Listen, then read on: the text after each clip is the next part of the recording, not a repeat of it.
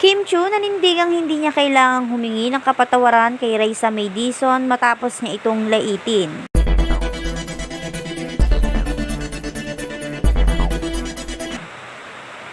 Nagulat ang maraming netizen nang kumalat ang balitang nagkaroon umano ng matinding pagkakaunawaan sa pagitan ng isang sikat na artista at isang kilalang personalidad sa social media na sina Kim Chu at Raisa May Dizon.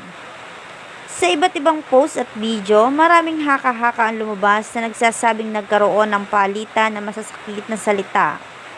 Dahil dito, mabilis na nahati ang opinyon ng publiko. May mga sumuporta sa panig ng artista habang ang iba naman ay naniniwalang nararapat lamang na humingi ng kapatawaran si Kim Chu sa kanyang mga nasabi sa kanyang mga naging pahayag. Habang lumilipas ang mga araw, lalo pang lumalaki ang issue. Marami ang naghihintay ng opisyal na pahayag mula sa magkabilang panig, lalo na sa naging reaksyon ni Raisa May Dizon matapos itong laitin sa isang joke ni Kim Chu sa Showtime.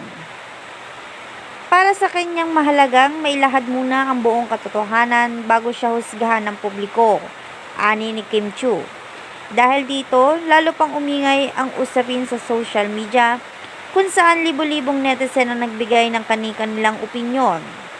Marami ang nagulat at hindi makapaniwala na nagawa ito ni Kim Chu sa harapan ng telebisyon dahil hindi naman daw lingid sa kaalaman ng marami kung anong ugali mayroon si Raisa May Dizon, lalong-lalo na pagdating sa kanyang pamilya.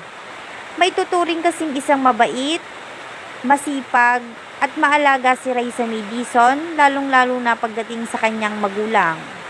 Kaya marami na lang din ang nagalit or nagkaroon ng ibang pananaw sa naging pagbibiro ni Kim Chu sa social media. May mga nagsabing ang paghingi raw ng tawad ay hindi tanda ng pagkatalo kundi pagpapakita ng respeto sa damdamin ng ibang tao.